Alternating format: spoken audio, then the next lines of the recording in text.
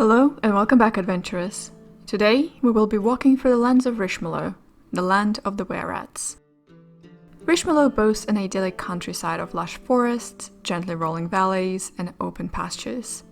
The rural areas of the realm remain relatively uninhabited when compared to the bustling urban centers, lending the countryside a sleepy, almost lonely air. By day, traveling through rural Richemulot can be a pleasant affair, but at night the atmosphere turns harrowing. Though few city folk know it, sightings of ghosts are not unusual in the country, where distant, mysterious wailing and laughter fills the nocturnal air. The mighty Mussarda River is the defining landmark of the realm, the backbone and lifeblood of the commerce. The ubiquitous river barges and occasional steam-powered paddle boats carry a constant stream of goods in and out of the realm. Besides serving as a trade artery for the cities, the river also splits Richemulot into east and west, a significant division of what is otherwise a tedious patchwork of the landscape of woodlands, meadows, and farmsteads. Folk refer to the region west of the Mussarda River as the Silent Fields. This is the Richemulot's farming heartland, where vineyards, pastures, and fields of rustling grain break up a wooded floodplain. Silent fields are pleasant havens, full of sunbeams and fragrant herbs. Hundreds of shallow, overgrown ponds dot the fields, often accompanied by windmills, built of smooth river stones. The gasping lake lies in the heart of the region, its murky waters concealing bountiful schools of darting fish. For all their pastoral quaintness, the Silent Fields have a growing reputation as the brigand country. The proximity of the Mussardi, sparse supernatural threats, and lack of any strong law enforcement have created an ideal environment for criminals. Several notorious mercenary companies are thought to haul up in here. Even more troubling to some Richemulot's nobles are the rumors of a complex network of Novavasan chattel slavery running through the western core, a network with supposed nexus in the Silent Fields. If they really exist, these alleged slavers have not yet turned to victimizing the local peasantry. East of the Mussarda River lies a densely forested region, set on a limestone plateau called the House of the Sages. Isolated farms and cottages break the ancient forests only occasionally.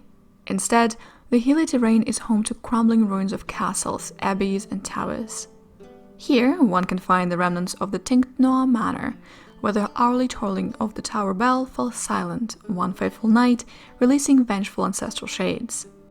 The legendary castle with no gates supposedly lies in this region as well, where a beautiful and nameless maiden awaits to be delivered from her enchanted imprisonment. The House of the Sages has been steeped in esoteric strangeness since Richemulot's first appearance in 694 Barovian calendar. While common criminals may find sanctuary in the Silent Fields, the House of the Sages harbors those whose creeds and deeds are distasteful to the world beyond. Though arcane spellcasters are uncommon in Richemulot's society at large, many sorcerers and wizards dwell in seclusion in this region, gathering arcane power and honing their skills. Richemulot's climate is temperate, but exceedingly mild in character. Temperatures are always tolerable, and rain or snow never develop into proper storms. During the warmer months, Richemulot's countryside is the very definition of pastoral beauty, filled with lush woods and pastures with lavender being the staple of the meadows. The domain boasts the usual complement of temperate wildlife, common throughout the core, even if reduced in numbers. It was speculated to be due to the common black rat being so prevalent in both cities and the countryside. As I have already mentioned, rural Richemulot is rife with ghosts and other spectral undead, but seems remarkably free of the other supernatural terrors. The cities, however, are the true spawning ground for everything unnatural.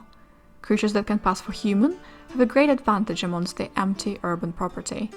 Furthermore, the realm's famous sewer systems serve as breeding grounds for vile plants, fungi, oozes, and stranger things. Of course, I would be remiss if I did not mention the undisputed masters of the Richemulot cityscape, the were-rats. There are so many of them, in fact, that the best advice I can give travelers for surviving in their domain is to stay off the streets at night, sleep in the company of trusted allies, and refrain from ever entering the sewer systems. And a testament to the primacy of urban life, the only true highway in the realm is the Road of Whispers. This wide flagstone road runs south of Silbervass in Falkovnia, through all three of Richemulot's major cities. The single feature visitors notice first is the emptiness of the cities. Judging strictly by the number of vacant homes and shops, Richemulot cities could easily support 3 times their current population. and such vacancy leads to a very practical safety issue. Those who wander alone into vacant blocks of the cities have a tendency to vanish.